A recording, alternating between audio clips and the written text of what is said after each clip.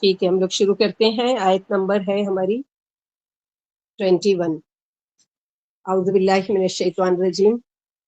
اولم یسیروا فی الارض فینظروا کیف کان عاقبۃ الذین کانوا من قبلہم کانوا هم اشد منهم قوة وآثارا فی الارض فاخذهم اللہ بذنوبہم وما کان لهم من اللہ من واق. کیا وہ زمین میں چلے پھرے نہیں کہ وہ دیکھتے کہ کس طرح ہوا انجام ان لوگوں کا جو ان سے پہلے تھے. یہاں پر جو کہا جا رہا ہے کہ دو باتیں ہیں اس میں. نمبر ایک کیا کہی جا رہی ہے اس آیت میں کہ پہلی بات تو یہ کہ زمین میں گھومنے پھرنے کے لیے، گردش کرنے کے لیے کہا جا رہا ہے. یعنی جنہوں نے نہیں سمجھتے بات کو یا نہیں وہ کرتے ہیں، ان سے کہا جا رہا ہے کہ کیا کبھی گئے نہیں؟ یعنی تم تو چلتے پھرتے ہو نا زمین میں کسی نہ کسی مقصد سے. کبھی ہم پکنک کے لیے جاتے ہیں، کبھی کسی ضروری کام کے لیے جاتے ہیں، کچھ نہیں تو گھر سے باہر نکلتے ہیں، کبھی شاپنگ کے لیے، کبھی کسی سے ملنے کے لیے. تو چلنا پھرنا ہمارا تو ہوتا ہی رہتا ہے. تو اللہ سبحانہ و تعالیٰ چلنے پھرنے کو بھی غور و فکر، جس کو درابا بھی کہا جاتا ہے، یہ سیر کرنا یا چلنا پھرنا، تو یہاں پر. اور دوسری چیز جو ہے، جو چلے پھرے ان سے بھی پوچھا جا رہا ہے کہ کس مقصد کے لیے تم چلے پھرے. سورہ توبہ کی آیت میں جنت میں جانے والوں کا جو ذکر ہے، ان میں ایک السائحون یعنی سیاحت کرنے والے. اور عیسیٰ علیہ السلام کو بھی عیسیٰ ابن مسیح کیوں کہا جاتا ہے؟ کیونکہ وہ سیر و سیاحت کرتے تھے تبلیغ کی، دعوت و تبلیغ کے کام کے لیے، یعنی دور دور جایا کرتے تھے. لیکن بے مقصد نہیں، بیکار نہیں ہے، بلکہ کچھ سیکھنے کو. جہاں سیکھنے کے لیے کچھ اور ہو، اس میں ایک کھنڈرات بھی ہے. کیا یہ سب دیکھ کر خیال آیا اتنے بڑے بڑے محلات بنانے والے آج کہاں گئے؟ ان کا یہ سب بنانا کام آیا؟ کیا صرف ترقی کر لینا کافی نہیں، بلکہ اچھا انجام ہونا بھی ضروری ہے. صرف دنیا کا فائدہ نہیں بلکہ آخرت کا فائدہ ہونا بھی ضروری ہے. تو اہل مکہ کو یہ بتایا جا رہا ہے کہ تم جو آگے کی آیتوں میں جیسے آئے گا کہ ان کو بتایا جا رہا ہے کہ تم جو اپنے آپ کو بڑی چیز سمجھتے ہو، تو سوچو کہ تم سے پہلے جو تھے ان کو تو اللہ سبحانہ وتعالیٰ نے کیا کچھ نہیں دیا تھا، لیکن کیا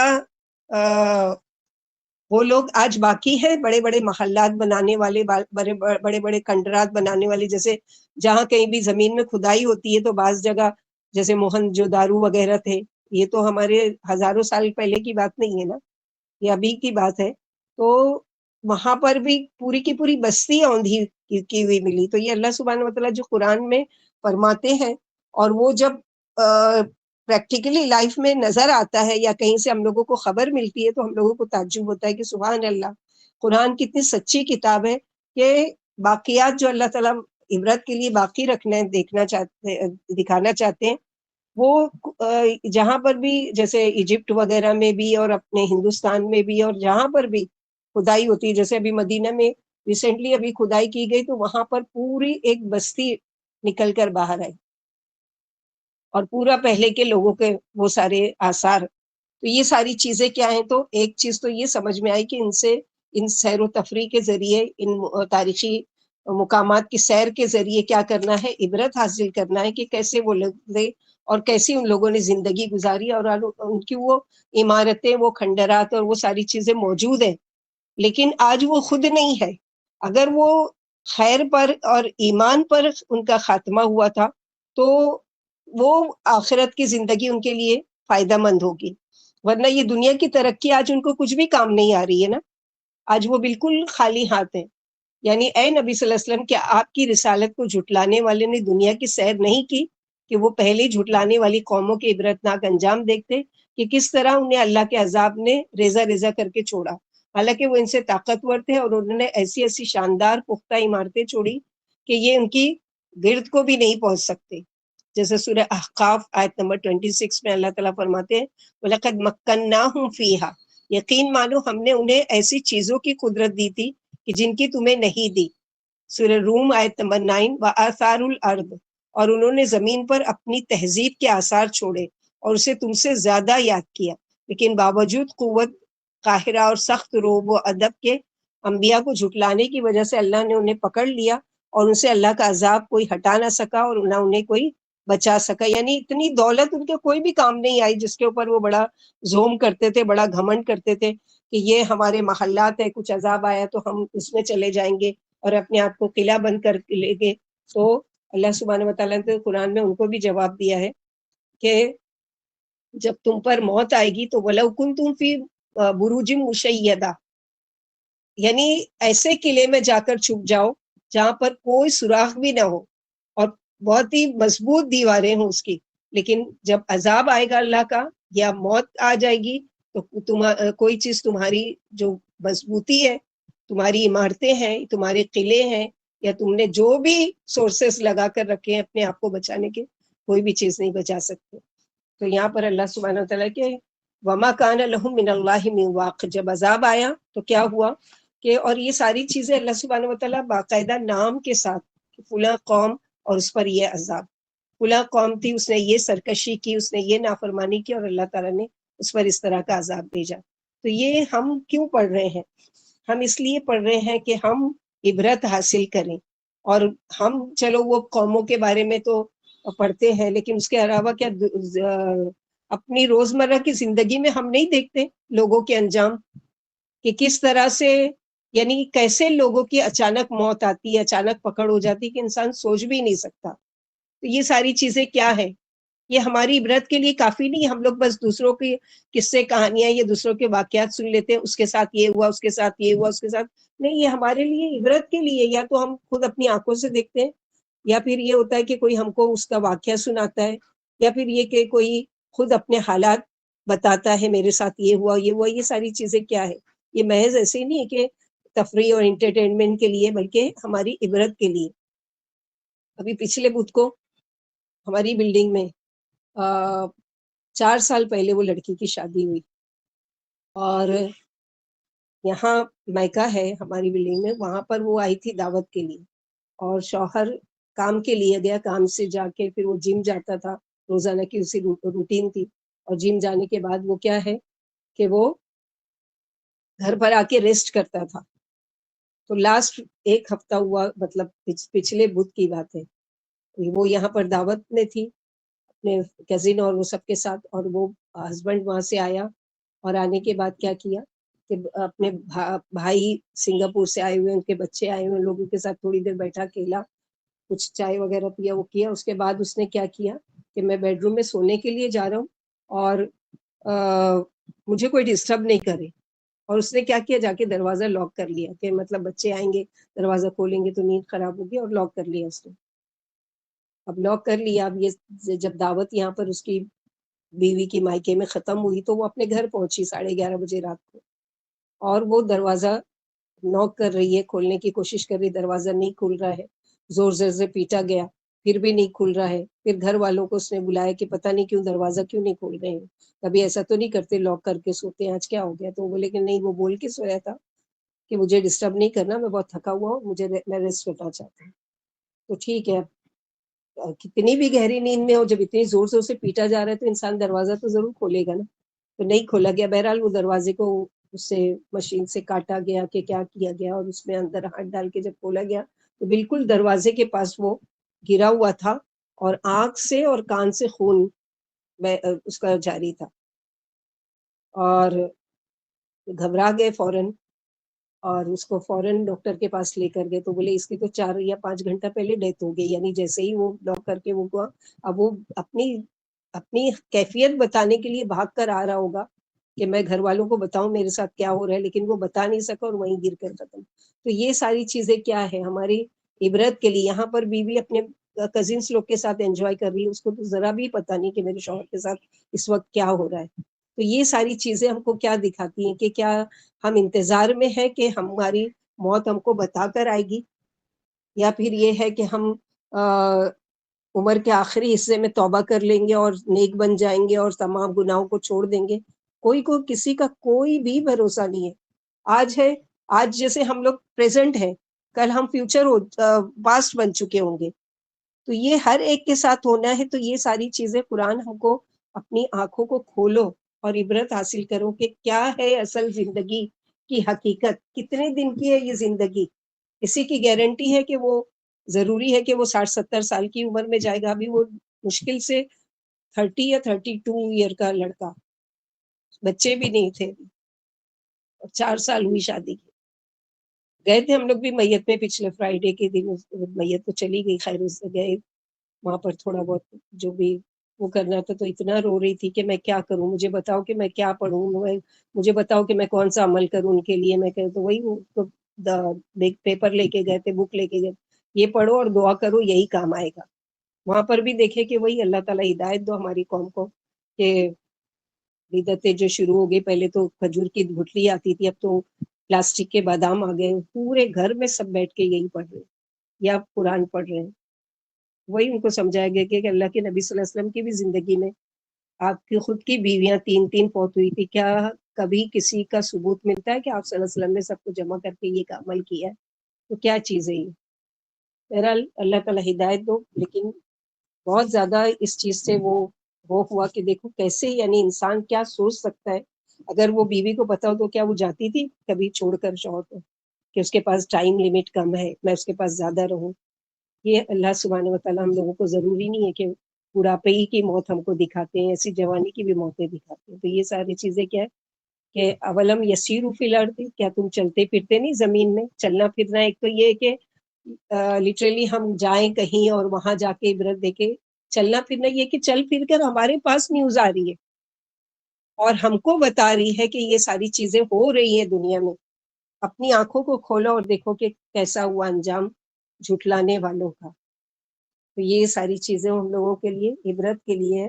اللہ سبحانہ وتعالیٰ ہم لوگ کی بری موت سے اور بری گھڑی سے اور اللہ تعالیٰ کی ناراضگی کے عمل کے کرتے ہوئے اس سے ہم کو بچائے کہ ہم اس دنیا سے جٹ جائیں اس حال میں کہ ہمارا رب ہم سے راضی ہو اور کوئی ایک بھی ایسا حقوق العباد کوئی نہیں ہوگی جس کا کوئی حق ہم پر باقی ہو. آمین یا ارحم الراحمین. اللہ سبحانہ وتعالیٰ یہاں پر یہی بتا رہے کہ وہ کیسے تھے. کانوا اشد منہ قوۃ وآثارا فی الارض، پچھلی قوموں میں ان سے بڑھ کر جسمانی قوت، مال کی اور دماغی زیادہ شدید تھی. عمریں بھی ان کی لمبی لمبی ہوتی تھی. وآثارا فی الارض، اور زمین میں جیسے سورہ بقرہ میں کہ تسیروا فی الارض، ہل چلاتی ہو، یعنی انہوں نے زمین کو بہت ادھیڑ، کھیتی باڑی، بہت سے نشانات بنائے. آثار میں سب کچھ آتا ہے، یعنی ہر وہ چیز آثار میں آتی ہے کہ جو کوئی بھی نشان کسی کے، مثلا یہ کہ ایک انسان چلا گیا، اس کے کپڑے کیا ہیں، اس کے آثار ہیں جو یاد دلا رہے ہیں اس کے جو زیور تھے وہ آثار ہیں جو اس کی یاد دلاتے ہیں. اس کے نام کا وہ مکان ہے جو یاد دلاتا ہے کہ یہ اس کا گھر تھا. اس کی ہر چیز اس کے آثار. اسی طرح اس کے نیک اعمال کے آثار، ہر ایک تو نہیں دیکھ پاتا لیکن اس کے آثار کہاں جمع ہو رہے ہیں نیکیوں کے، اللہ سبحانہ وتعالیٰ کیا. تو یہاں پر یہی ہے ساری چیزیں. تو اللہ سبحانہ وتعالیٰ فَأَخَذَهُمُ اللَّهُ بِذُنُوبِهِمْ وَمَا كَانَ لَهُم مِّنَ اللَّهِ مِن وَاقٍ، لیکن ان کی اس ساری جسمانی دماغی عمر کی قدرت کے باوجود ان کی پکڑ ہو گئی ان کے گناہوں کی وجہ سے، ان کی اپنی غلطیوں کی بنا پر. تو گویا انسان بچ نہیں سکتا پکڑ سے جب تک وہ مادی ترقی کے ساتھ ساتھ روحانی ترقی نہ کرے. کامیاب انسان وہی ہے جو دنیاوی ترقی کے علاوہ روحانی ترقی کے لیے بھی کوشش کرے. یعنی یہ نہیں کہا جا رہا ہے کہ اچھا مکان نہیں بناؤ، اچھے کپڑے مت پہنو، اچھا کھانا مت کھاؤ، یہ نہیں کرو، یہ ساری چیزیں نہیں کہی جا رہی ہے، بلکہ یہ کہا جا رہا ہے کہ ان کے ساتھ ساتھ اپنی آخرت کے لیے بھی رزق کماؤ، وہاں کے لیے بھی تیاری کرو. اور ان کو اس انجام سے اللہ سے بچانے والا کوئی نہیں تھا، کوئی آگے نہ آیا جو یہ کہتا کہ یا اللہ یہ اتنے ذہین لوگ تھے، اتنے کارآمد لوگ تھے، ان سے ہم نے اتنے فائدے اٹھائے، اللہ تعالیٰ ان کو باقی رکھو دنیا میں کہ مزید ہم ان سے فائدہ اٹھا سکیں. تو کوئی بھی نہیں بچا. اتنے زبردست یعنی فن کے ماہر اس دنیا سے نہیں جانا چاہتے تھے، لیکن اللہ سبحانہ وتعالیٰ نے جب ان کا وقت آیا یا تو ان پر ان کی سرکشی کی وجہ سے عذاب آیا، اور یا تو پھر یہ ہے کہ اللہ سبحانہ وتعالیٰ نے جب ان کے لیے موت کا وقت لکھا، موت نے ان کو لے لیا. تو کل نفس ذائقۃ الموت، نہ کوئی قوم بچی ہے، نہ کوئی لوگ بچیں گے اور نہ کوئی مخلوق بچے گی. کل من علیہا فان ویبقى وجہ ربک ذو الجلال والاکرام، کہ سارے کے سارے فنا ہو جائیں گے سوائے اللہ کی ذات کے، وہ باقی رہنے والی.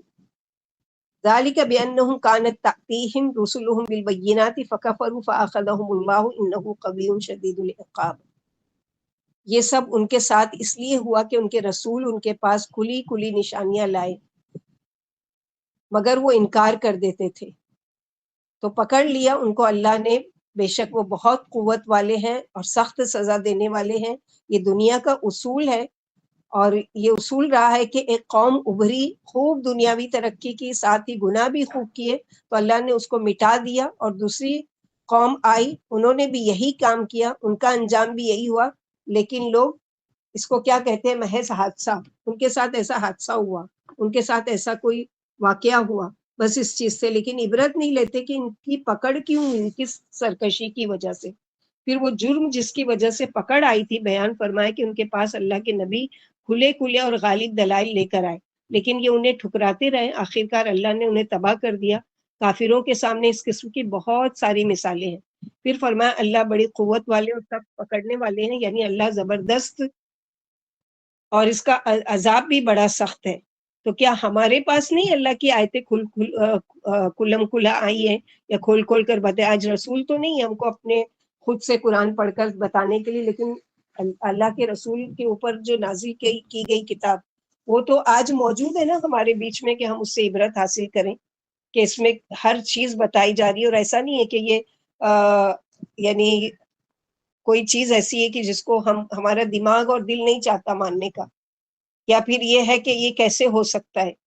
اگر ان کیس دل و دماغ میں یہ بات نہیں بھی آتی ہے تو بھی ہم کو یقین لانا ہے، کیونکہ یہ اللہ کی سچی کتاب ہے اور سچے رسول لے کر اور سچے فرشتے جو صادق الوعد الامین امانت دار فرشتے کے ذریعے اللہ تعالیٰ نے بھیجا ہے.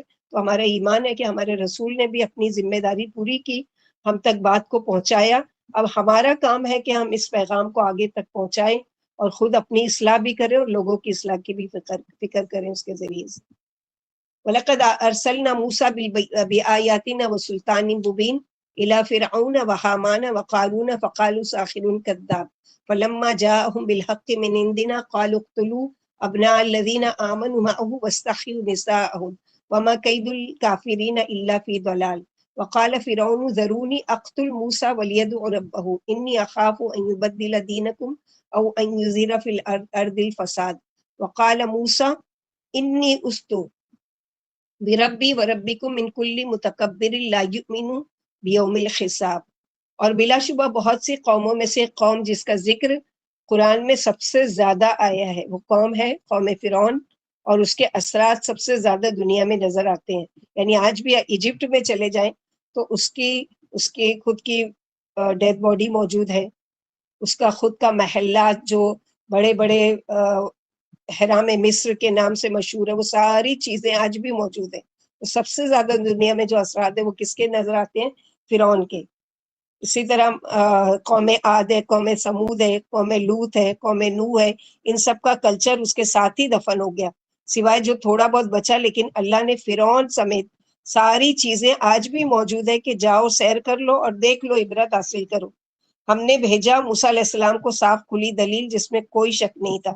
الا فرعون، فرعون کی طرف جو مصر میں قبطیوں کا بادشاہ تھا، وہامان جو فرعون کا وزیر اور مشیر خاص تھا، یعنی اس کا خاص آدمی تھا جو اس کو صحیح مشورے دیا کرتا تھا، جس کے مشوروں پر وہ چلتا تھا. وہامان جو فرعون کا وزیر اور مشیر خاص تھا. وقارون، اور قارون جو اپنے وقت کا مالدار ترین انسان تھا. وقالوا ساحر کذاب، تو انہوں نے کہا جادوگر جھوٹا، حالانکہ وہ ایسی دلیل، ایسی حجت لے کر گئے تھے جس کا جواب ان کے لیے ممکن ہی نہیں تھا، ایسی نشانی. لیکن ڈٹائی کی وجہ سے ہر نبی کو یہی کہا گیا کہ یہ تو اللہ کے نبی صلی اللہ علیہ وسلم کو بھی بار بار ان واقعات کے ذریعے تسلی دی جا رہی ہے کہ آپ اکیلے نہیں ہیں، بلکہ آپ سے پہلے بھی جس نبی نے بھی اس کام کو اس مشن کو لے کر آگے چلے ہیں ان سب کے ساتھ یہی کیا گیا. لیکن دیکھو کہ ان لوگوں نے کیسے صبر کیا. فلما جاءہم بالحق من عندنا، پھر جب ہمارے پاس سے حق لے کر آیا تو انہوں نے کہا قالوا اقتلوا ابناء، تو انہوں نے کہا قتل کر دو ان لوگوں کے بیٹوں کو جو ایمان لائے اس کے ساتھ، یعنی موسیٰ علیہ السلام پر جو بھی ایمان لائے ان کی نسل کو ہی ختم کر دو تاکہ جب یہ ختم ہو جائیں گے تو آگے کچھ بھی نہیں بچے گا، ایمان خود بخود ختم ہو جائے گا. یعنی ایمان کو تو نہیں ختم کر سکتے، لیکن ایمان والوں کو ختم کر دو، نسل کشی کر دو. آج بھی یہی کوشش ہو رہی ہے نا فلسطین میں، کہ ان لوگوں کی پوری نسل کی نسل کو ختم کر دو. لیکن وہی ہے کہ واللہ یحیی و یمیت، اللہ تعالیٰ زندگی دینے والے اور اللہ تعالیٰ موت پر قادر ہے. اور وَاسْتَحْيُوا نِسَاءَكُمْ، اور ان کی عورتوں کو زندہ چھوڑ دو، ان کو ہم اپنی زوجیت میں لے لیں گے جس سے ہماری ہی نسل پیدا ہوگی، یا پھر ان کو لونڈیا بنا کر رکھیں گے جو ہمارے گھروں کے کام کریں گے. یعنی فرعون کا دماغ اور اس کی سوچ کتنی آگے تک کی تھی، مگر اس کی سوچ کو اللہ نے کیا کیا، وما قید الکافرین الا فی دلال، اور نہیں تھی چال کافروں کی سوائے کہ گمراہی، اپنے آپ کو ہی دھوکہ دے رہے تھے یہ لوگ، اور بالآخر اپنے انجام کو پہنچے. اور انجام بھی کیسا کہ اس کا پورا انجام اللہ سبحانہ وتعالیٰ نے قرآن میں بتا دیا. وقال فرعون ذرونی اقتل موسیٰ، اور کہا فرعون نے کہ اے میری قوم چھوڑو مجھ کو کہ میں قتل کر دوں موسیٰ علیہ السلام کو. کیوں ارادہ کیا قتل کرنے کا، کہ کہیں میری ربوبیت میرے ہاتھ سے نہ نکل جائے. یعنی میں جو انا ربکم الاعلی کہتا ہوں، تو یہ تو کوئی اور رب کا دعویٰ کر رہا ہے کہ تمہارا اور میرا رب کوئی اور ہے. تو ایسا نہیں ہو کہ اب تک میری قوم مجھے رب مان رہی تھی، اب میری ربوبیت میرے ہاتھ سے نکل جائے گی. اور اس سے بچنے کے لیے میری ربوبیت میرے ہاتھ سے نہ چلی جائے، اور مجھے ڈر نہیں ہے کہ مجھ سے بچنے کے لیے چاہے وہ اپنے رب کو پکار لیں. اور جو میں نے پھیلایا ہے اس دن سے تم پھر نہ جاؤ، اس دین سے تم پھر نہ جاؤ، اس کی وجہ سے زمین میں فساد برپا نہ ہو. وقال موسیٰ انی استو بربی، اور کہا موسیٰ علیہ السلام نے کہ میں اس کی اور اس جیسے لوگوں سے اللہ کی پناہ میں آتا ہوں. یعنی جو بھی وہ ارادہ کر رہے ہیں میرے خلاف، میں ان ساری چیزوں کو اپنے رب کی سپرد کرتا ہوں، ان کی برائیوں سے میں اللہ کی پناہ میں آتا ہوں جو نہیں ایمان رکھتے قیامت کے دن.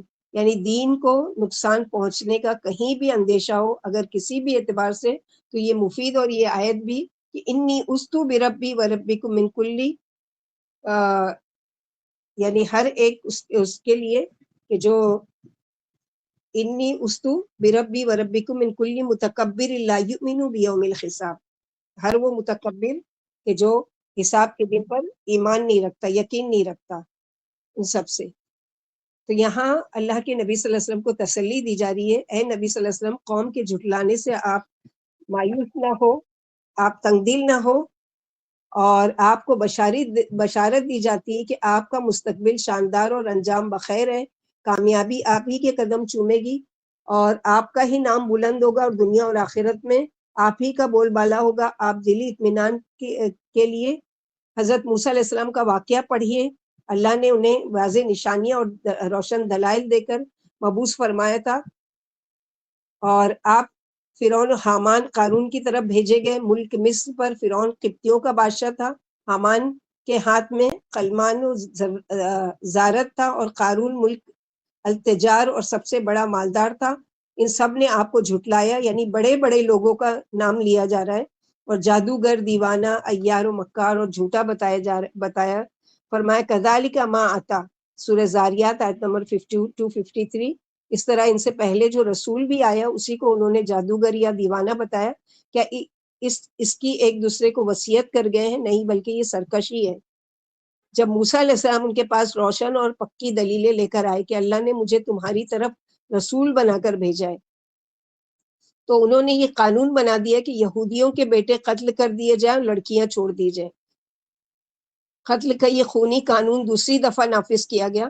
ایک دفعہ پہلے اس قانون پر عمل کیا جا چکا تھا جبکہ موسیٰ علیہ السلام پیدا بھی نہیں ہوئے تھے، تاکہ آنے والے کی جڑ ہی کاٹ دی جائے، یا اسرائیلیوں کو ذلیل کیا جائے اور ان کی تعداد کم کر دی جائے، یا دونوں باتیں زیر نظر تھی. اب یہ قانون دوسری دفعہ نافذ کیا گیا، یعنی موسیٰ علیہ السلام کے زمانے پیدا ہونے سے پہلے یہ قانون بنا، اور اس کے بعد آج جب یہ ہے کہ اب کیا کرو کہ یہ یعنی جب تو وہ تصور ہی نہیں تھا نا کہ کوئی اور رب کا دعویٰ کریں گے یا وہ کریں گے، لیکن جب اللہ تعالیٰ کی دعوت لے کر آئے تو اب کیا کرو، اب پھر سے ان کی نسل کشی کرو، ان کو ختم کر دو، ان کا نام و نشان مٹا دو تاکہ میری ربوبیت باقی رہے. یہ فرعون کی سوچ تھی، اور اس کو وہ تھا تاکہ اسرائیلیوں کی تعداد کم ہو جائے، یہ ذلیل ہی رہے اور اپنی ذلت کو موسیٰ علیہ السلام کی نحوست سمجھے کہ ان کی وجہ سے ہم پر یہ خونی قانون لادا گیا ہے۔ اسی لیے اسرائیلیوں نے موسیٰ علیہ السلام سے کہا تھا، سورہ اعراف آیت نمبر 129 میں ہم لوگ پڑھ چکے، اودینا من قبل،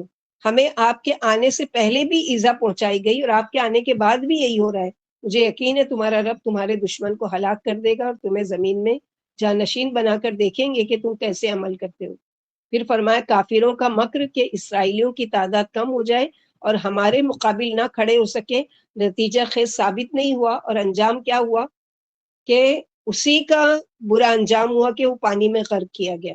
آخر دماغ بادشاہ نے اللہ کے پیغمبر موسیٰ علیہ السلام کے قتل کرنے کا عزم کر لیا اور اپنی قوم سے بولا مجھے موسیٰ علیہ السلام کو قتل کرنے دو، میں اس کے رب کو بھی دیکھ لوں گا۔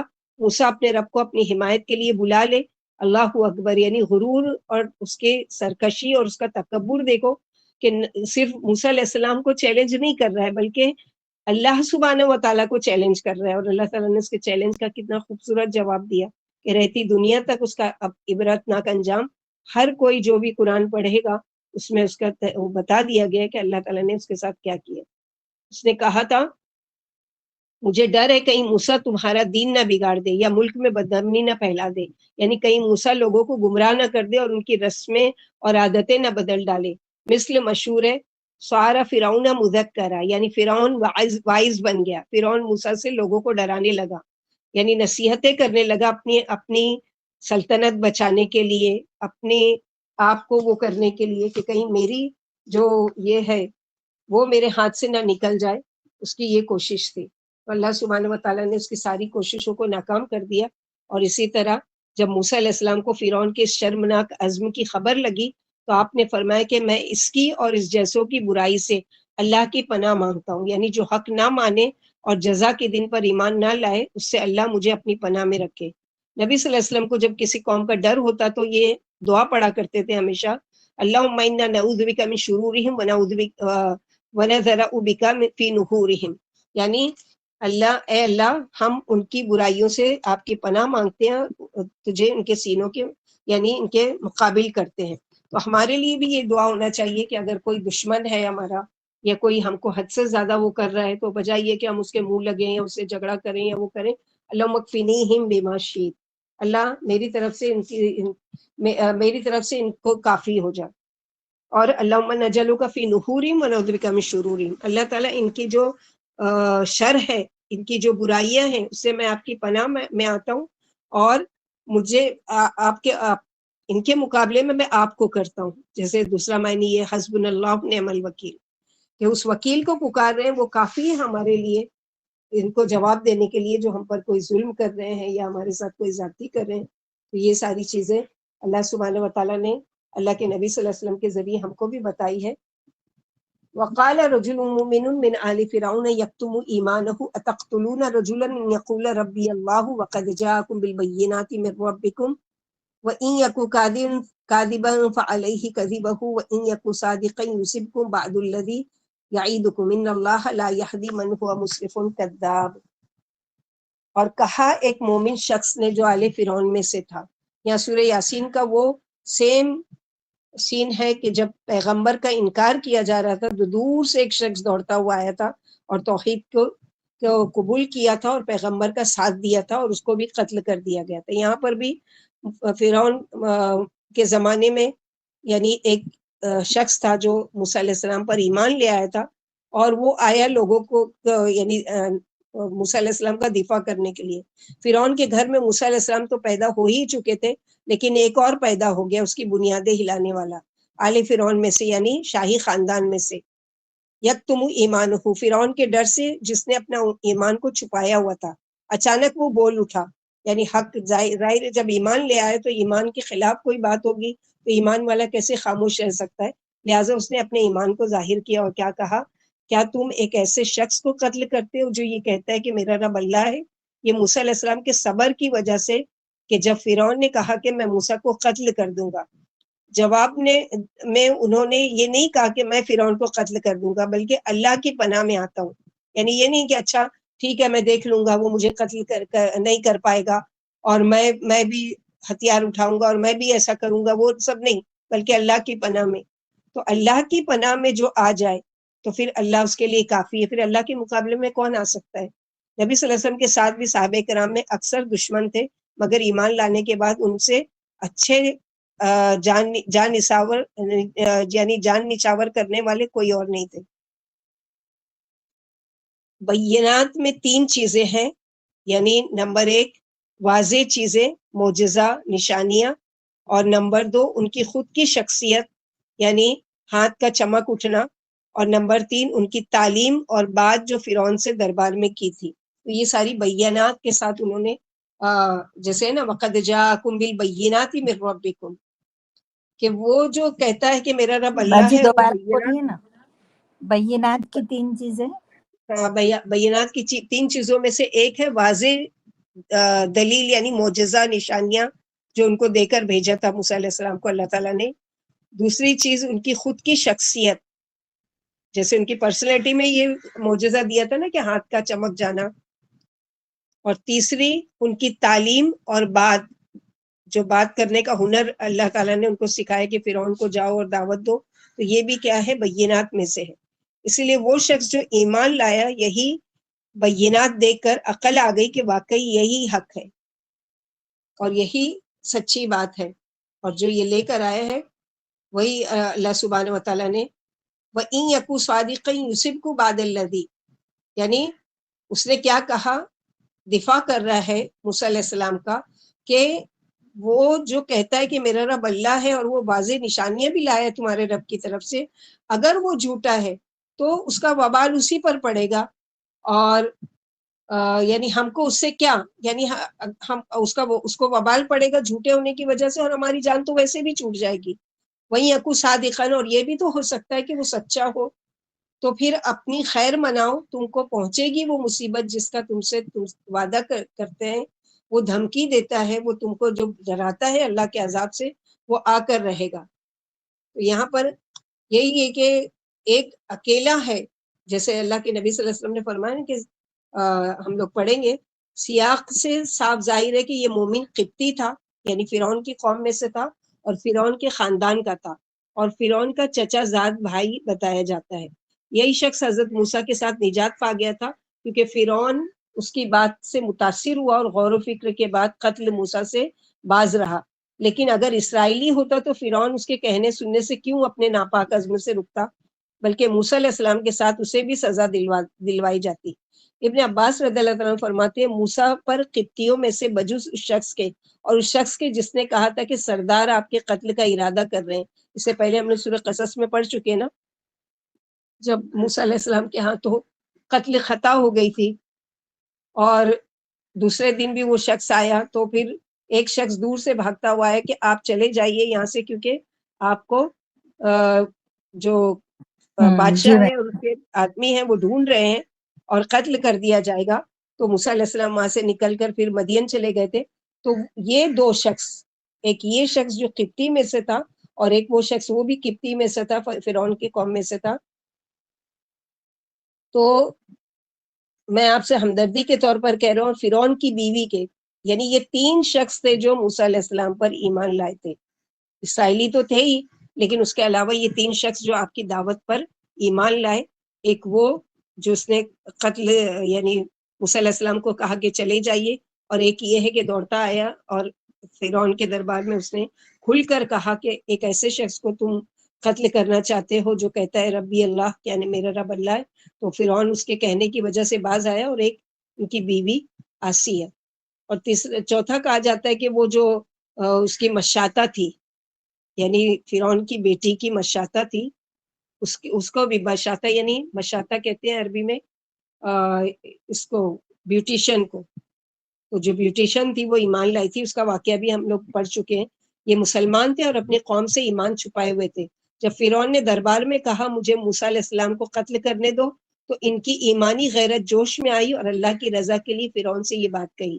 سب سے بڑا جہاد ظالم بادشاہ کے سامنے حق گوئی ہے، جیسا کہ حدیث سے ثابت ہے. اللہ کے نبی صلی اللہ علیہ وسلم نے فرمایا سب سے بڑا جہاد کیا ہے، کہ کوئی ایسا ظالم بادشاہ ہے یا حکمران ہے یا جو بھی بڑا ہے، کہ اس کے بارے میں یہ مشہور ہے کہ اگر اس کے پاس کوئی حق بات کوئی لے کر آئے گا تو وہ بلکہ کیا کرے گا اس کے ساتھ کہ اس کو قتل کروا دے گا یا اس کو سزا دلائے گا یا جو بھی کرے گا. تو سب سے بڑا جہاد یہی ہے کہ ظالم بادشاہ کے سامنے حق گوئی کا اظہار کیا جائے، یعنی حق بات کی جائے. اب یہاں پر بھی اس مومن قبطی نے بے باکانہ فرعون جیسے ظالم بادشاہ کے سامنے صاف کہہ دیا کہ ایسے شخص کا قتل کرنا خلاف عقل ہے جو صرف یہ کہتا ہے کہ میرا رب اللہ ہے. عروہ بن زبیر کہتے ہیں کہ میں نے ابن عمر سے کہا سب سے بڑی گستاخی جو مشرکوں نے نبی صلی اللہ علیہ وسلم کے ساتھ کی اسے بیان فرمائیے. بولے ایک دفعہ آپ صحن کعبہ میں نماز پڑھ رہے تھے، اتنے میں عقبہ بن ابی معیط آیا اور آپ کے گلے میں اپنی چادر ڈال کر اسے پیچھے سے بل دینے لگا جس سے آپ کا گلا گھٹنے لگا.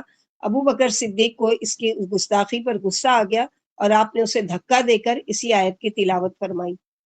یعنی یہ اس کا کہنا تھا نا مومن مرد کا، یہی آیت پڑھ کر سنائی اس وقت کہ وقال رجل من آل فرعون یکتم ایمانہ اتقتلون رجلا یقول ربی اللہ وقد جاءکم بالبینات من ربکم.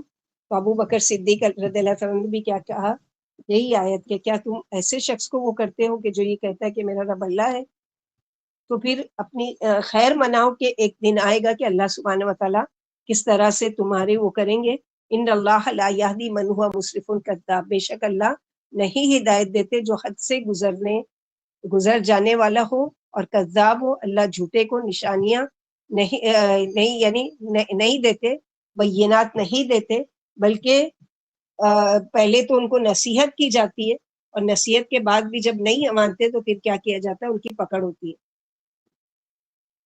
پھر فرمایا اپنے رب کے پاس سے روشن دلیلیں لے کر آیا ہے، یعنی محض اس بنا پر کہ وہ اپنا رب اللہ کو بتاتا ہے قتل کرنا روا نہیں ہے جبکہ وہ حق لے کر آیا ہے، اس کی صداقت پر روشن دلائل بھی پیش کرتا ہے. اگر بفرض محال تم پر اس کی صداقت ظاہر نہیں ہوئی تو دور اندیشی کی تو یہی بات ہے کہ اسے اس کے حال پر چھوڑ دو اور اس کو ایذا نہ پہنچاؤ، اور اگر وہ جھوٹا ہے تو اللہ اس کے جھوٹ کی سزا اس کو خود بھی دے دیں گے، خواہ دنیا میں دے یا آخرت میں. اور اگر سچا ہے اور تم نے اسے تکلیف پہنچائی، ایذا پہنچائی، تو اللہ کا عذاب جس کا وہ تم سے وعدہ کرتا ہے ضرور آئے گا، کیونکہ وہ اپنی مخالفت پر تمہیں دنیا اور آخرت کے عذاب کی دھمکی دے رہا ہے. جب تمہارے نزدیک اس کے سچائی کا بھی احتمال ہے تو اس کے کام میں دخل نہ دو اور اسے اس کی قوم کو چھوڑ دو کہ وہ ان میں نظم و ضبط قائم رکھے. اللہ نے بھی حضرت موسیٰ کی طرف سے اسی بات کی اور صلح کے مطالبے کی خبر دی. فرمایا وَلَقَدْ فَتَنَّا قَبْلَهُمْ، سورہ دخان آیت نمبر 17 to 21. ان سے پہلے ہم نے قوم فرعون کو آزمایا اور ان کے پاس ایک عزت والا پیغمبر آیا کہ اللہ کے بندوں کو میرے حوالے کر دو، یقین مانو میں تمہارے لیے ایک امانت دار رسول ہوں اور اللہ کے خلاف سرکشی نہ کرو. میں تمہارے سامنے ایک واضح دلیل پیش کرتا ہوں. میں نے تمہارے اور اپنے رب سے اس کی پناہ مانگ لی ہے کہ تم مجھے سنسار کر دو، اگر تم مجھ پر ایمان نہیں لاتے تو میری راہ سے ہٹ جاؤ. یہی بات بعین نبی صلی اللہ علیہ وسلم نے قریش سے کہی تھی کہ وہ آپ کو تبلیغ میں دخل نہ دے اور آپ کو لوگوں کا اللہ کا پیغام پہنچانے دے اور آپ کو ایذا نہ پہنچائے اور باہمی رشتے کا لحاظ رکھے. جیسے سورہ شورا آیت نمبر 23 میں اللہ تعالیٰ فرماتے ہیں قُل لا اسألکم، آپ فرما دیجئے میں تبلیغ پر تم سے کچھ مانگتا نہیں ہوں بجز اس کے کہ میرے رشتے کا لحاظ رکھو اور مجھے مت ستاؤ، مجھے لوگوں کو تبلیغ کرنے دو خواہ تم ایمان لاؤ یا نہیں لاؤ. اسی لفظ پر صلح حدیبیہ کا ظہور ہوا جو کھلی فتح تھی. پھر فرمایا اللہ مصرف و کذاب کی رہنمائی نہیں فرماتے، یعنی اگر موسیٰ علیہ السلام جھوٹے ہیں تو ان کی باتوں سے، ان کے حرکات و سکنات سے ان کا جھوٹ ہر ایک پر کھل جائے گا اور ان کے احکام ان کے عملوں کے خلاف ہوں گے، لیکن ہم تو ان کی ہر بات ٹھیک اور ہر عمل اس کے مطابق دیکھ رہے ہیں. اگر یہ مصرف و کذاب ہوتے تو ان کے افعال و احکام میں یہ نظم و ضبط اور یہ باقاعدگی نہیں پائی جاتی. اب آگے اس نے کیا کیا، یہ مرد مومن نے آگے پھر اپنی واضح نصیحت یعنی جاری رکھ رہا ہے. یا قوم لکم الملک اليوم ظاہرین فی الارض فمن ینصرنا من بأس اللہ ان جاءنا قال فرعون ما اریکم الا ما ارى وما اهدیکم الا سبیل الرشاد. اور اے میری قوم، آج تو بادشاہ تمہارے پاس ہے، یعنی یہ اللہ کا تم پر احسان ہے کہ اس نے تم کو بادشاہ بنایا، تمہارا ہاتھ بھاری رکھا ہے اور زمین میں غالب آنے والے ہو، بہت طاقت ہے تمہاری دنیاوی اعتبار سے، تم بہت مضبوط لوگ ہو لیکن اللہ کا عذاب ہم پر آ گیا تو کون ہے ہماری مدد کرنے والا؟ یعنی یہ ساری نہ بادشاہت کام آئے گی اللہ کے عذاب سے بچانے کے لیے، اور نہ ہی ہماری قوت اور طاقت کام آئے گی، نہ ہمارا جتھا کام آئے گا، نہ ہمارا لشکر کام آئے گا۔ یعنی وہ اسی قوم کا اس لیے ہمارا کہہ کر کہہ رہا ہے، اے میری قوم، اے میری قوم، یعنی قبطیوں کو خطاب کر کے۔ اور اللہ سبحانہ و تعالیٰ یہاں پر وہی ہے، یہ ہمدرد قوم عذرائے ہمدردی کہہ رہا ہے کہ دیکھو اللہ کی اس نعمت کی قدر کرو، کہیں یہ نعمت چھین نہ لی جائے اور تم پر اللہ کا عذاب نہ اتر آئے۔ اللہ نے تمہیں یہ ملک دیا ہے، یہ اس کا انعام ہے، اس نے تمہیں اقتدار بخشا، تمہارے نام کا سکہ جاری ہے، تمہارے احکام مانے جاتے ہیں، اور تمہیں بہت بڑی عزت حاصل ہے، اس لیے اللہ کا شکر ادا کرو اور اس کے رسول کی تصدیق کرو، اور اگر اس کے رسول کو جھٹلاؤ گے تو اللہ کے عذاب سے اور نعمتوں کے چھین جانے سے بچ نہیں سکو گے۔ اگر اللہ کا عذاب آ گیا تو یہ لاؤ لشکر، یہ دبدبا اور یہ زور کسی کام نہیں آئے گا۔ فرعون نے اس نیک و مدبر و ہوشیار اور دور اندیش شخص کی تردید کرتے ہوئے، جو بنسبت فرعون کے ملک کا زیادہ حقدار تھا، کہا کہ جو بھلائی مجھے اپنے لیے پسند ہے اسی کا میں تم کو مشورہ دیتا ہوں۔ اس میں بھی فرعون نے جھوٹ بولا، کیونکہ اس کا دل کہہ رہا تھا کہ موسیٰ علیہ السلام کو اللہ کا نبی مان لو۔ فرمائے لقد علمت ما انزل، سورہ اسراء آیت نمبر 102، مجھے خوب معلوم ہے کہ یہ نشانیاں آسمان و زمین کے رب ہی نے اتاری ہے تاکہ لوگوں کو بصیرت حاصل ہو۔ اور سورہ نمل آیت نمبر 14، وجاہدوا بہا، انہوں نے ان نشانیوں کا ظلم و سرکشی کی وجہ سے انکار کر دیا، حالانکہ ان کے دلوں کی یہ آواز تھی کہ ان کو مان لو۔ یعنی اس کے سردار جو تھے اور خود فرعون تھا، دل مان رہا تھا، لیکن اپنی اس کی وجہ سے کہ ہماری جیسے ہے نا آج بھی ہماری کرسی چلی جائے گی اگر ہم حق مانتے ہیں یا سچ بولتے ہیں تو، اللہ کی اور اس کے رسول کی خیانت کی اور رعیت کو دھوکہ دیا، اسی طرح یہ جھوٹ بولا کہ میں تمہیں صحیح راہ بتا رہا ہوں۔ وہ اس کی بولی والی قوم نے اس کی بات سچ جان کر اس کی پیروی کی اور اس کے آگے سر جھکا دیا۔ سورہ ہود آیت نمبر 97 میں، فَاتَّبِعُوا امر فرعون، قوم نے فرعون کے حکم کی پیروی کی اور فرعون کا حکم درست نہیں تھا۔ سورہ طٰہٰ آیت نمبر 79، وَأَضَلَّ فِرْعَوْنُ قَوْمَهُ، قوم کو فرعون نے گمراہ کر دیا اور اسے سیدھی راہ نہیں سجائی۔ جیسے کہ ایک حدیث میں ہے کہ جو امام اپنی رعایا کو دھوکہ دے اور اسی حال پر مر جائے، اسے جنت کی خوشبو بھی نصیب نہیں ہوگی، جبکہ اس کی خوشبو 500 سال کی مسافت سے آ رہی ہوگی۔ یعنی خود تو بہکا ہوا ہے لیکن اپنی قوم کو بھی پورا کا پورا، اسی لیے کہا گیا ہے نا کہ ان کو صبح شام آگ پر پیش کیا جاتا ہے۔ پھر آگے اللہ تعالیٰ فرماتے ہیں، وقال الذین آمنوا یا قوم انی اخاف علیکم مثل یوم الاحزاب، اور وہ شخص جو ایمان لایا تھا وہ بولا، اے میری قوم، میں ڈرتا ہوں کہ کہیں تم پر عذاب نہ آ جائے جو تم سے پہلے کے گروہوں پر آیا تھا۔ یعنی اسی طرح تم جھوٹ پر اگر اڑے رہے تو کہاں سے تمہاری چھوٹ، یعنی تبلیغ کی حکمت کی کسی ایک شخص نے نہیں بلکہ پوری جو جنرل بات ہے وہ بتا رہا ہے۔ اور اللہ سبحانہ و تعالیٰ یہاں پر اس کے اسی بات کے لیے وہ کر رہے ہیں کہ صالح مومن نے اپنی قوم کو ہر چند سمجھایا، یعنی ہر طریقے سے اپنی قوم کے نقصان کا بتایا، بادشاہ کی بادشاہت چلے جانے کے بارے میں ڈرایا، ہر چیز سے بتایا، اور ان سے کہا کہ کہیں رسولوں کو جھٹلانے والی پہلی قوموں کی طرح تمہارا حشر نہ ہو، مثلا قوم نوح کی طرح، عادیوں کی طرح، سمودیوں کی طرح، اور ان کے بعد والی انبیاؤں کو جھٹلانے والی قوموں کی طرح کہیں تمہاری درگت نہ بنے کہ کسی طرح انہیں اللہ کے عذابوں نے آ گھیرا جنہیں کوئی نہیں ہٹا سکا اور نہ کوئی کسی کو بچا سکا۔ اللہ تو بندوں پر ظلم کرتے نہیں، البتہ یہ ہلاکت خود ان کی بلائی ہوئی تھی۔ بڑے بڑے گناہوں کا ارتکاب، انبیاء کو جھٹلانا، ان کی مخالفت کرنا، عذاب کو دعوت دینا تھا، آخرکار اللہ نے اپنی تقدیر ان پر جاری کر دی اور اس طرح سے ان پر اللہ سبحانہ و تعالیٰ کا عذاب آیا۔ مثل دأب قوم نوح وعاد وثمود والذین من بعدہم وما اللہ یرید ظلما للعباد، یعنی اللہ سبحانہ و تعالیٰ نے تو اپنے اوپر ظلم خود حرام قرار دیا ہے، تو کیسے کسی پر ظلم کریں گے؟ انسان جو ہے وہ خود اپنی جان پر ظلم کرتا ہے، یا تو شرک کر کے، یا تو کبیرہ گناہ کر کے، یا اللہ تعالیٰ کا سرے سے انکار کر کے، یہ ساری چیزیں۔ تو یہاں پر اللہ سبحانہ و تعالیٰ یہیں پر بتا رہے ہیں کہ وَيَا قَوْمِ إِنِّي أَخَافُ عَلَيْكُمْ يَوْمَ التَّنَادِ، اور اے میری قوم، میں خوف رکھتا ہوں اس دن سے جو پکارنے والی پکارنے والا دن ہے، یعنی ایک دوسرے کو، یعنی جنتی لوگوں کو دوزخی لوگوں کو پکارا جائے گا، جیسے آراف والے ہیں، یعنی ہمیں، یعنی کس طرح پکاریں گے کہ جہنم والے جنت والوں کو پکاریں گے کہ ہمیں کچھ پانی دے دو، کھانا دے دو. پھر گروہ جو ہے اپنے لیڈر کے ساتھ آئے گا، وہ ایک دوسرے کو پکار رہے ہوں گے. تو یہاں پر یہی بتایا گیا وَيَا قَوْمِ يَوْمَ تُوَلُّونَ مُدْبِرِينَ مَا لَكُم مِّنَ اللَّهِ مِنْ عَاصِمٍ وَمَن يُضْلِلِ اللَّهُ فَمَا لَهُ مِنْ هَادٍ. جس دن تم پھیرے جاؤ گے پیٹ پھیرتے ہوئے، یعنی میدان حشر سے جہنم کی طرف، مَا لَكُم مِّنَ اللَّهِ مِنْ عَاصِمٍ، تم کو اللہ سے کوئی بچانے والا نہیں ہوگا.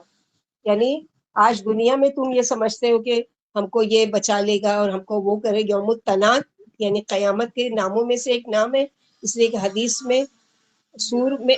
سور میں جب زمین پر بھونچال آ جائے گی اور وہ زور زور سے ہلنے لگے گی اور قطرے قطرے تک پھٹ جائے گی، تو لوگ بھاگیں گے، ایک دوسرے کو پکار رہے ہوں گے، یا معشر الجن والانس، جیسے سورہ رحمان آیت نمبر 33، اے انسانوں اور جنوں، اگر تم زمین و آسمان کے کناروں سے بھاگ سکتے ہو تو بھاگ جاؤ، طاقت ہی کے ساتھ بھاگ سکتے ہو، یعنی بھاگنا تمہارے بس کا نہیں ہے. آج تو کہیں بھی جیسے سورہ قیامہ ہے نا، کلا لا وزر یونبو، یعنی کلا لا وزر الی ربک یومئذ المستقر، یعنی آج تو کہیں بھی نہیں، ہرگز نہیں، کوئی جائے پناہ نہیں، اس دن آپ کے رب ہی کی طرف پھیرنا ہے. پھر فرمائے اس دن اللہ کے عذاب سے کوئی بچانے والا نہیں ہوگا. اب بھی اگر نصیحت نہ مان لو تو تمہارا مقدر جسے اللہ گمراہ کر دے اسے کوئی ہدایت نہیں دے سکتا. یعنی اللہ تعالیٰ ظلم کے طور پر نہیں یہ کہہ رہے کذالک یضل اللہ من ہوا مسرف مرتاب، یعنی جو شک کرنے والا ہو اور جو وہ ہو، بلکہ ان لوگوں نے خود اس چیز کو پسند کیا، اور جس کو اللہ بھٹکا دے اس کو کوئی بھی راہ دکھانے والا نہیں جو اس کو سیدھا راستہ دکھا سکے. اور آگے اللہ سبحانہ و تعالیٰ فرماتے ہیں وَلَقَدْ جَاءَكُمْ يُوسُفُ مِنْ قَبْلُ بِالْبَيِّنَاتِ فَمَا زِلْتُمْ فِي شَكٍّ مِّمَّا جَاءَكُمْ بِهِ حَتَّى إِذَا هَلَكَ قُلْتُمْ لَن يَبْعَثَ اللَّهُ مِن بَعْدِهِ رَسُولًا كَذَلِكَ يُضِلُّ اللَّهُ مَنْ هُوَ مُسْرِفٌ مُرْتَابٌ.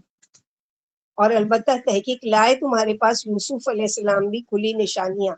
یوسف علیہ السلام ان کے دلائل کے ساتھ، ان کے معجزات کیا تھے؟ ان کی شخصیت، ان کا بات کرنے کا انداز، وہ روب، ان کی محنت، ان کی تدبیر اور پوری قوم سے خیر خواہی، اور ان کو زبردست جو معجزہ اللہ تعالیٰ نے دیا تھا وہ کیا تھا؟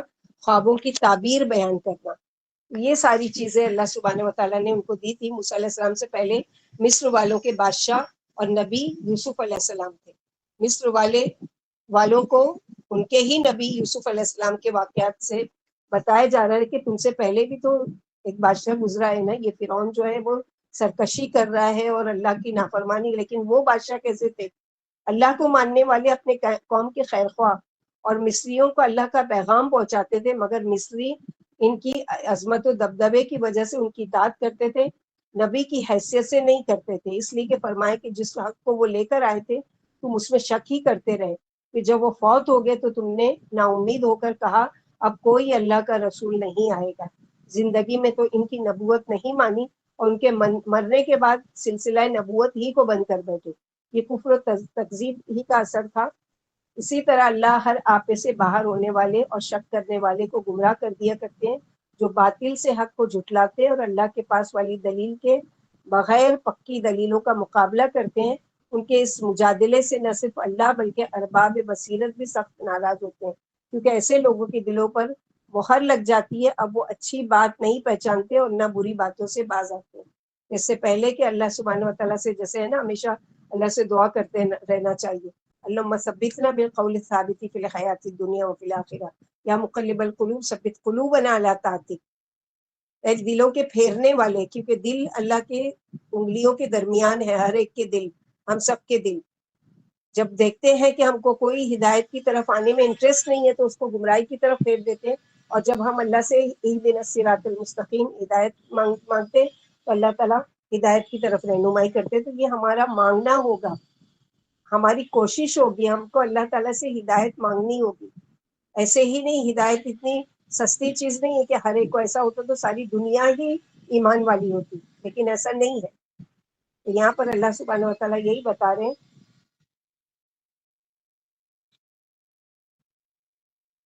وما زلتم فی شک کے لیکن تمہارا حال کیا رہا کہ تم پڑے رہے شک میں، مما جاءکم بھی، ان چیزوں کے بارے میں جو تمہارے پاس لایا تم اس پر بھی ایمان نہیں لائے، حتی اذا ہلاک، یہاں تک کہ جب وہ فوت ہو گیا، ان کا انتقال ہو گیا، قلتم، تو تم نے کہا کہ اب بات ختم ہو گئی، یعنی رسول جو ہم کو نصیحت کیا کرتا تھا وہ کرتے تھے، اب سلسلہ اس کا ختم ہو چکا۔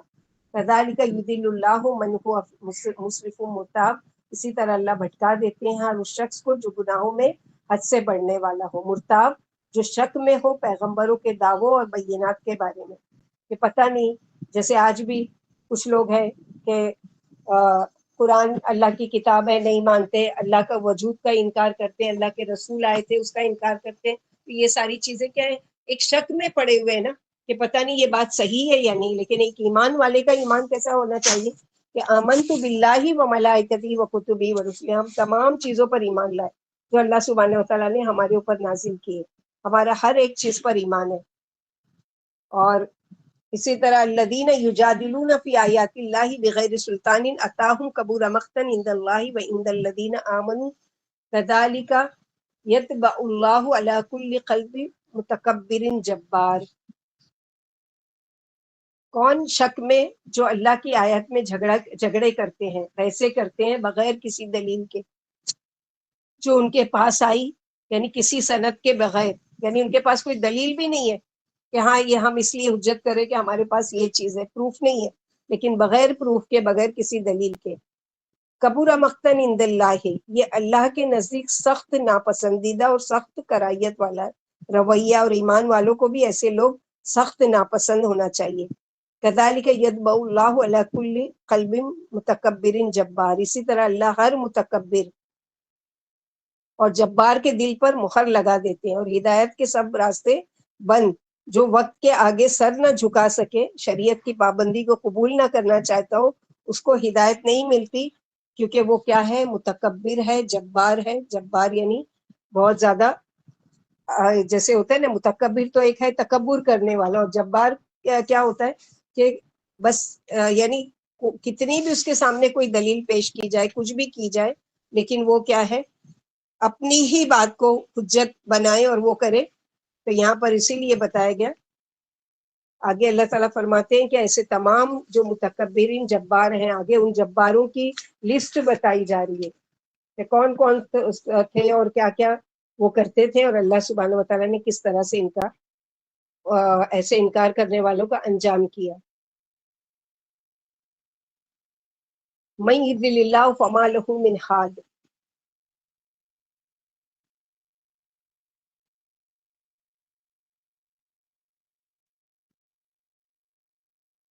اور اس سے کیا مراد ہے، قرآن میں بار بار جیسے پڑھتے، سورہ کہف میں بھی آج پڑھے ہوں گے نا سب نے جمعہ کے دن، جو نہیں پڑھے وہ مغرب سے پہلے پہلے پڑھ لیں، فلن یجدوا ولیا مرشدہ۔ تو قرآن میں بار بار پڑھتے ہیں کہ اس میں انسان کا کیا قصور ہے، اس لیے کہ انسان کا ہدایت یافتہ ہونا اور بھٹکانا صرف اللہ کی مرضی پر ہے، انسان بیچارہ بے قصور ہے۔ جیسے دوسری جگہ وَيَهْدِي إِلَيْهِ مَن يَشَاءُ منیب، وہ ہدایت دیتے اپنی طرف جو رجوع کرتا ہے، اس کو جو رجوع کرتا ہے۔ اور دوسری جگہ اللہ سبحانہ و تعالیٰ کیا فرماتے ہیں کہ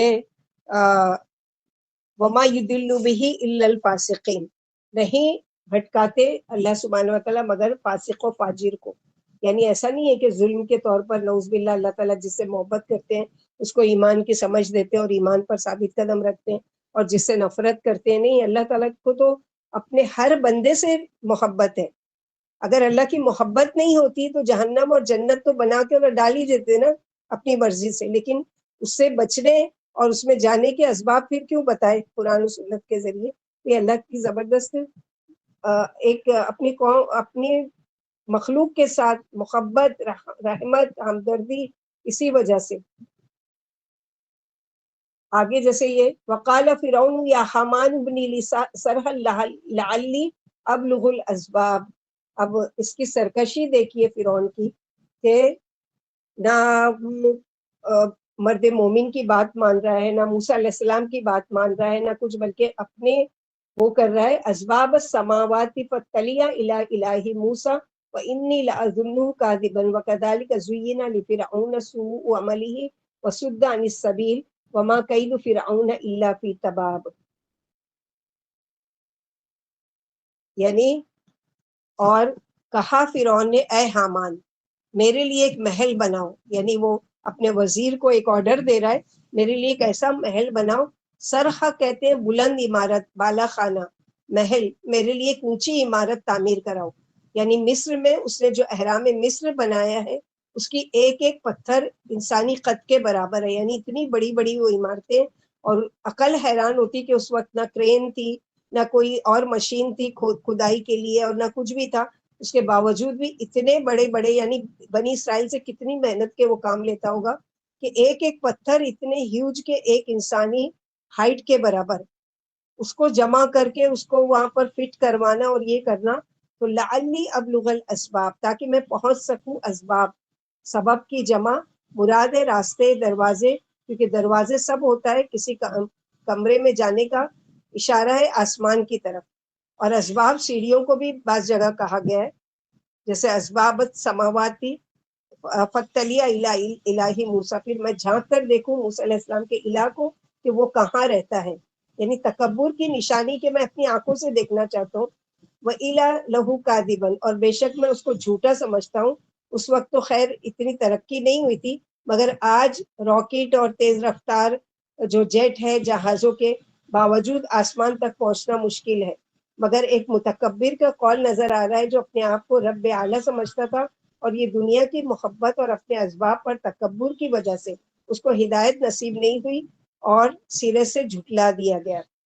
تو یہاں پر یہی کہہ رہا ہے کہ فرعون کی سرکشی اور تمرد و انکار کی حد ہو گئی. اس نے اپنے وزیر حامان سے کہا کہ میرے لیے ایک سر بفلک پکی اینٹوں کی عمارت بنا، جیسے کہ سورہ قصص آیت نمبر 37 میں بھی آ چکا ہے یہ مضمون. فَأَوْقِدْ لِي يَا حَامَانُ،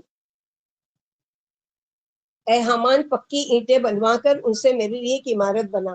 یعنی اسی عمارت کی چھت پر چڑھ کر میں موسیٰ علیہ السلام کے رب کو جھانک کر دیکھوں گا.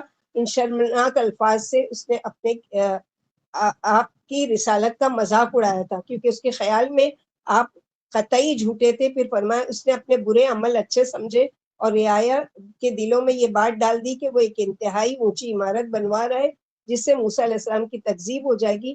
پھر فرمایا فرعون کی یہ چال چلنے والی نہیں تھی اور اس کا نتیجہ نکلنے والی نہیں تھی. یعنی بنا بھی لیتا، اول تو کوئی بنا ہی نہیں سکا، آج بھی ترقی کر کے راکٹ ہے اور یہ ساری چیزیں، لیکن آسمان تک نہیں کوئی بھی پہنچے. بہت سے بہت پہنچے تو چاند تک پہنچ سکے. تو یہاں پر وہی بتایا گیا کہ اگر یہ کر بھی لیتا تو بھی حالانکہ نہیں کر سکا، اور اس سے پہلے اللہ سبحانہ و تعالیٰ نے اس کا انجام بتا دیا کہ کس طرح سے اس کو وہ کیا گیا. اس کی ساری کی ساری تکبر اور گھمنڈ، یہ ساری چیزیں تو اللہ سبحانہ و تعالیٰ یہاں پر یہی بتا رہے ہیں.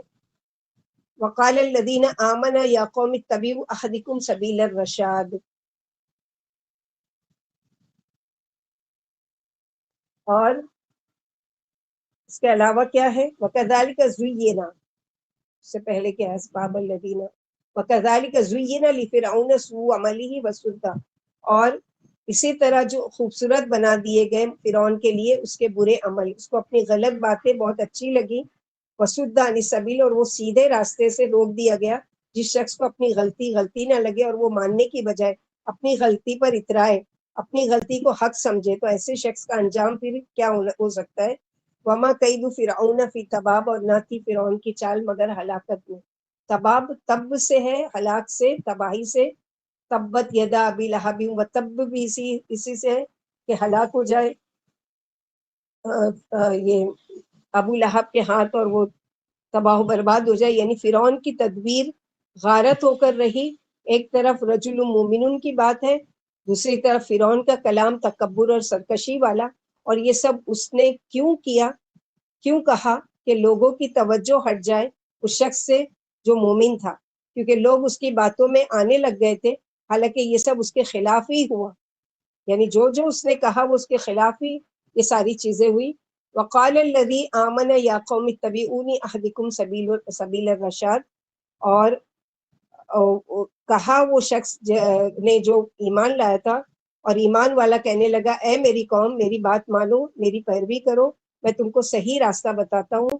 یہی لفظ فرعون نے بھی کہا تھا یعنی آیت نمبر 29 میں. اور وہ کیا بات تھی؟ یعنی وہ اپنے غلط بات کی طرف وہ کر رہا تھا کہ میں تم کو صحیح راستہ بتا رہا ہوں. تو یہاں پر یہی بتایا گیا. اور اس کے علاوہ کیا ہے کہ یہ مومن اپنی قوم کے سرکشوں اور مغروروں سے جنہیں دنیاوی زندگی آخرت سے زیادہ پیاری تھی اور سب سے بڑے جبار کو بھول چکے تھے فرما رہے تھے کہ میں تمہیں بالکل سچی اور سیدھی بات بتاتا ہوں بشرطیکہ کہ تم میری بات پر عمل بھی کرو. فرعون نے تم سے جھوٹ بولا ہے اس کی بات غلط ہے اور ذرا سوچو تم نے اس دنیاوی زندگی ہی کو سب کچھ سمجھ رکھا ہے حالانکہ یہ ناپائیدار ہے. انسان چند دن اس سے فائدہ اٹھا لیتا ہے پھر مر جاتا ہے. یہی بدبخت دنیا تمہیں اللہ کے رسول کی تصدیق سے روک رہی ہے. دیکھتے نہیں کہ کس طرح دیکھتے ہی دنیاوی زندگی ہوا ہو جاتی ہے. بچہ جوان جوان سے بوڑھا اور بوڑھا سے قبر میں جا سوتا ہے. گزرا ہوا زمانہ ایک افسانہ سا معلوم ہوتا ہے جیسے خواب دیکھا تھا. آنکھ کھلی تو جو بھی نہ تھا جو بھی تھا بھلا اس ناپائیدار اور غدار مکار دنیا سے کیا دل لگانا. البتہ آخرت ایک پائیدار قرار کی جگہ ہے جسے زوال نہیں اور نہ وہاں سے یعنی کہیں منتقل کیا جائے گا. ہمیشہ ہمیشہ کے لیے وہیں رہنا ہے سہنا ہے. پھر یا تو نعمتوں سے کھیلنا اور موج اڑانا ہے یا پھر جہنم کے اندوناک اور دائمی عذابوں میں ہمیشہ جلنا اور جھلسنا ہے. یہاں پر دو لوگوں کا وہ چل رہا ہے. ایک طرف فرعون بہکا رہا ہے اور ایک طرف یہ جو مرد مومن ہے کہ اے میری قوم یہ دنیا کی زندگی تو چند روزہ ضرورت کا سامان ہے آخرت کے مقابلے میں چند لمحے کی چیز ہے اور بے شک گھر آخرت کا وہی دارالقرار ہے اور وہی ہمیشہ رہنے کی جگہ ہے. تو کیسی دین کی دعوت حالانکہ کوئی ٹریننگ نہیں کچھ نہیں خالی دین پیش کیا گیا اور موسیٰ علیہ السلام کو دیکھ کر دین قبول کیا اس نے اور اس طرح سے جرات آ گئی کہ ایک حالانکہ فرعون کا روب و دبدبہ کتنا ہے کہ وہ تو عام طور پر قتل کروایا کرتا تھا بنی اسرائیل کا لیکن اپنی قوم میں سے نہیں یہ کام کر پا رہا ہے. مومن جو مرد ہے وہ کھلم کھلا دین کی دعوت دے رہا ہے لیکن کہیں بھی یہاں پر نہیں آ رہا ہے کہ پھر اس کو کیا کیا فرعون نے اس کو قتل کروا دیا کہ یہ میرے خلاف بول رہا ہے یا وہ بول رہا ہے. نہیں کچھ بھی نہیں بلکہ کیا ہے اس کے لیے یعنی اس کی جرات کے مطابق اللہ سبحانہ وتعالیٰ نے اس کے ساتھ کیسا معاملہ کیا کہ اللہ تعالیٰ نے اس کو حفاظت بھی کی اور اس کو بچایا بھی اور اس طرح سے بھلے سے فرعون اور وہ نہیں کیونکہ اس کو ایمان نہیں لانا تھا اس کی تقدیر میں ہی تھا پانی میں غرق ہونا اور یہ ساری چیزیں تو اللہ سبحانہ وتعالیٰ نے اس کے ساتھ جو انجام کیا. تو آگے اللہ سبحانہ وتعالیٰ فرماتے ہیں آیت نمبر 40 من عمل سیئۃ فلا یجزی الا مثلها ومن عمل صالحا من ذکر او انثى وهو مؤمن فاولئک يدخلون الجنة یرزقون فیہا بغیر حساب. اور جس نے عمل کیے برے تو نہ بدلہ دیا جائے گا مگر اسی کے مانند یعنی پورے عدل و انصاف کے ساتھ. پورے عدل و انصاف کے ساتھ کیسے کہ من میں کوئی بھی ہو سکتا ہے اور سیئتن کہتے ہیں ہر اس برائی کو جو انسان کو انجام کے لحاظ سے دکھی کر دے یا غمگین کر دے یعنی یا تو وہ کام کرتے ہوئے برا لگتا ہے یا اس کام کا انجام بہت برا ہوتا ہے. یہ ساری چیزیں کس میں آتی ہے سیئتن. اور انجام بھی کیسا ہوتا ہے بھیانک انجام.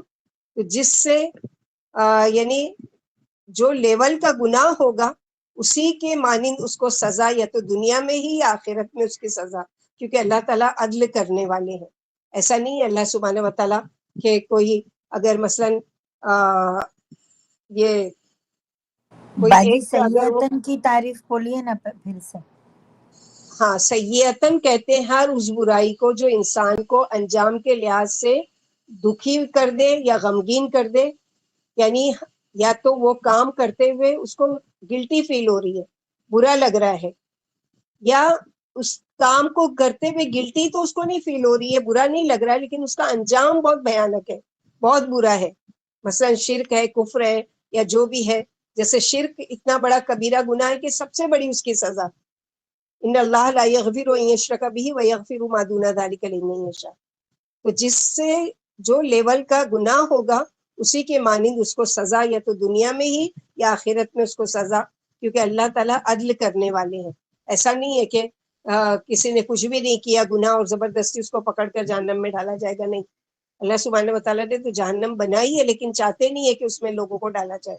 اسی لیے خبردار کرنے کے لیے اللہ کے رسولوں کو بھیجا گیا، کتابوں کو بھیجا گیا، رہنمائی کی گئی، سمجھایا گیا پریکٹیکلی.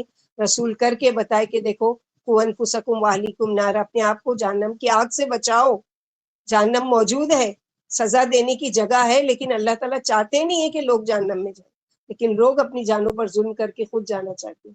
اس کے اپوزٹ معاملہ کن کا ہے کہ من عمل صالحا من ذکر او انثى وهو مؤمن، اور جس نے عمل کیے نیک، خواہ وہ مردوں میں سے ہو یا عورتوں میں سے، اور وہ مومن ہو. ایسے ہی لوگ جنت میں داخل ہوں گے.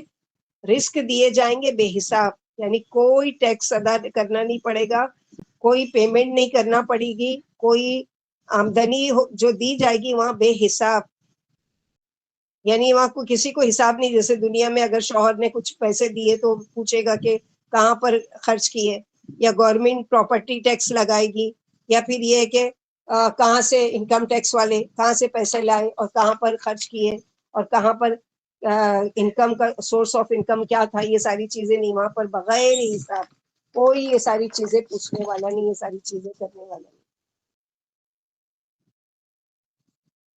تو جیسے کہ ابن عباس رضی اللہ عنہ کہتے ہیں، رسول اللہ صلی اللہ علیہ وسلم اپنے رب تبارک و تعالیٰ سے روایت کرتے ہوئے فرماتے کہ بے شک اللہ نے نیکیاں اور برائیاں لکھی اور ان کو بیان فرما دیا، بس جس نے کسی نیکی کا ارادہ کیا لیکن اس پر عمل نہیں کر سکا تو اللہ نے اس کے لیے اپنے پاس ایک مکمل نیکی لکھ لی.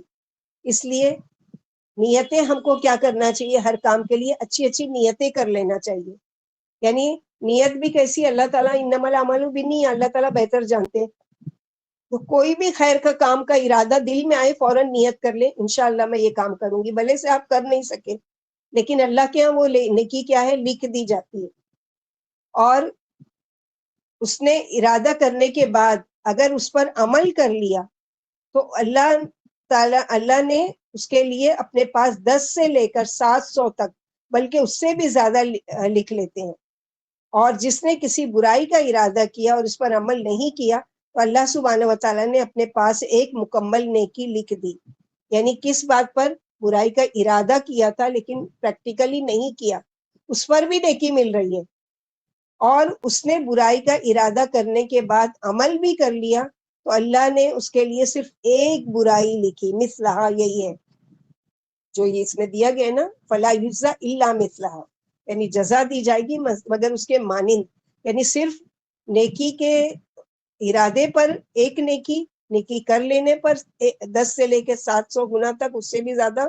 اور برائی کا ارادہ کیا لیکن پریکٹیکل میں نہیں لایا پھر بھی نیکی، کیونکہ وہ برائی سے بچ گیا، کیا نہیں، اس نے آیا تھا دل میں ارادہ لیکن وہ کیا نہیں، تو اب اس کے لیے بھی نیکی ایک لکھ دو. لیکن اگر وہ کر لیتا ہے تو پھر صرف ایک لکھنا کتنا اللہ تعالیٰ کے زبردست. یعنی اگر مصلحہ کا یہ بھی کرتے، ٹھیک ہے ایک نیکی کرو ایک ملے گا، تو ہمارے پاس تو کچھ بھی نہیں بچتا. لیکن اللہ تعالیٰ نے سیل لگا دیا نیکیوں کا، موسم بہار لگا دیا، یہ مہینہ آ رہا ہے، یہ دن آ رہا ہے، یہ گھڑی آ رہی ہے، یہ منٹ آ رہا ہے، اس میں یہ نیکیاں کر لو، اس کا اتنا اتنا اجر و ثواب دوں گا، یہ عمل کر لو، اس کا اتنا اتنا اجر و ثواب دوں گا.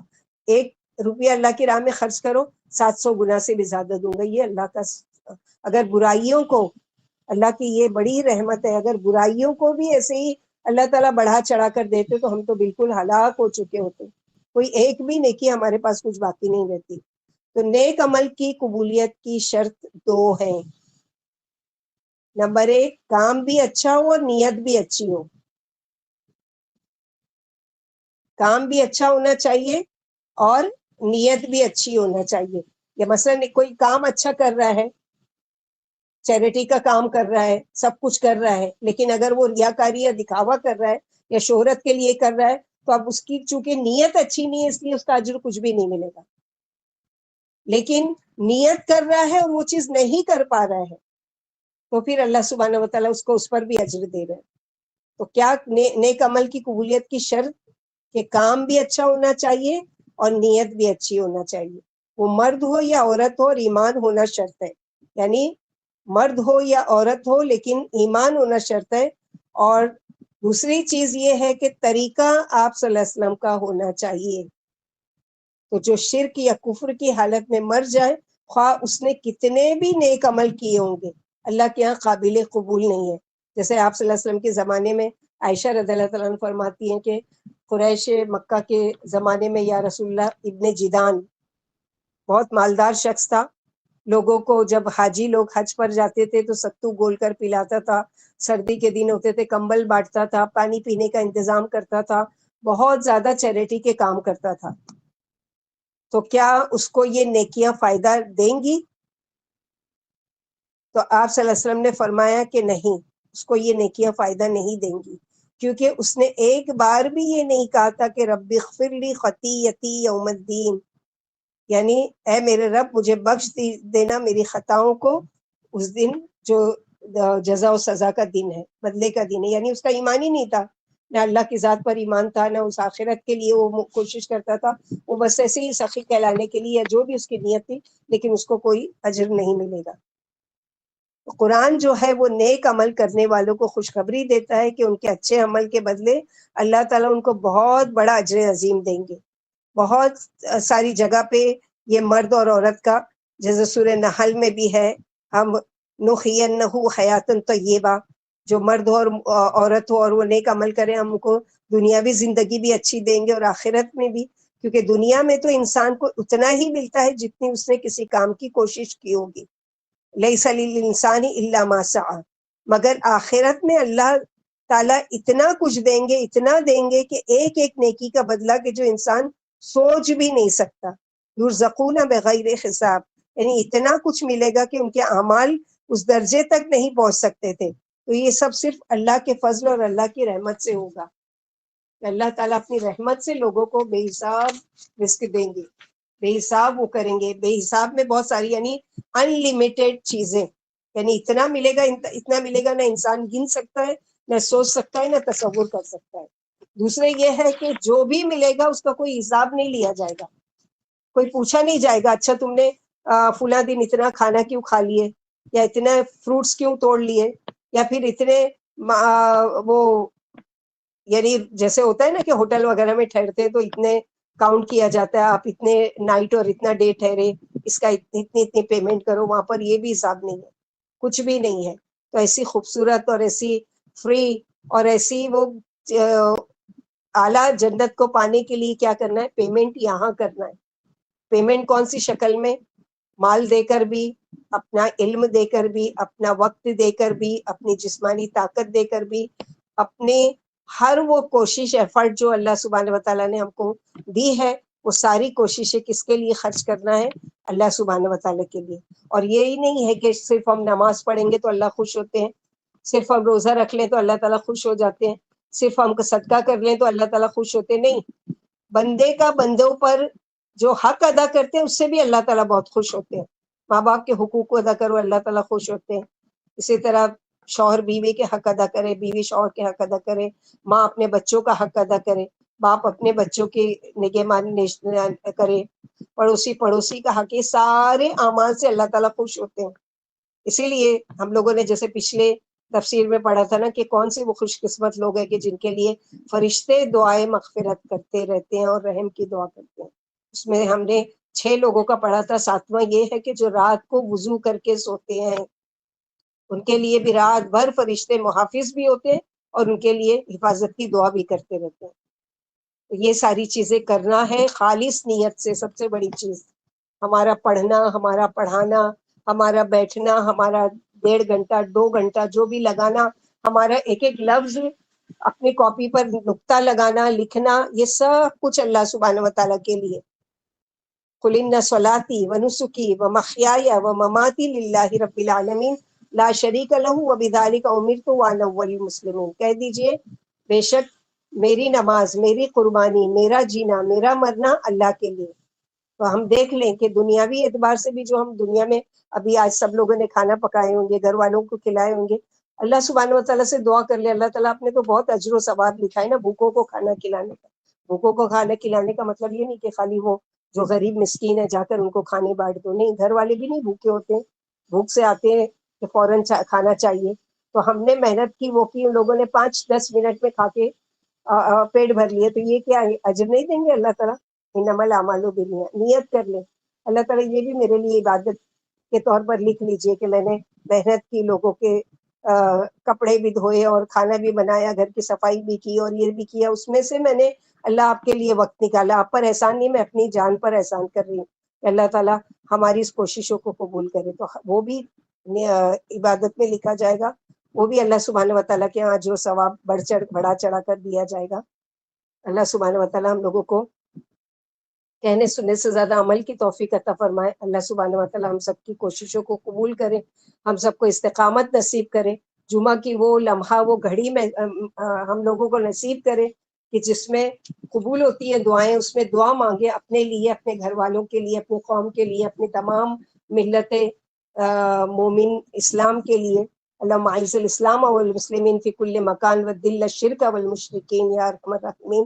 وہ ساری اس میں، اور سب سے بہترین دعا جو مانگ لے وہ دنیا اور آخرت دونوں کی، کہ ربنا آتنا فی الدنیا حسنۃ وفی الآخرۃ حسنۃ وقنا عذاب النار، کہ جو آگ سے بچا لیا گیا اور جنت میں داخل کیا گیا فقد فاز، وہی کامیاب ہو گیا۔ تو اللہ تعالیٰ اللہم اجعلنا من الفائزون، اللہ تعالیٰ ہمیں کامیاب لوگوں میں سے بنائے، جو دنیا میں بھی کامیاب ہیں اور آخرت میں بھی کامیابوں میں سے بنائے یا رب العالمین، آمین یا رحم الراحمین۔ ربنا تقبل منا انک انت السمیع العلیم وتب علینا انک انت التواب الرحیم۔ سبحان ربک رب العزۃ عما یصفون وسلام علی المرسلین والحمد للہ رب العالمین۔ سبحانک اللہم وبحمدک، اشہد ان لا الہ الا انت، استغفرک واتوب الیک۔ کل ایک کلاس ہوگی سیٹرڈے کی انشاءاللہ، اس کے بعد سنڈے اور منڈے 2 دن چھٹی انشاءاللہ۔ السلام علیکم ورحمۃ اللہ وبرکاتہ۔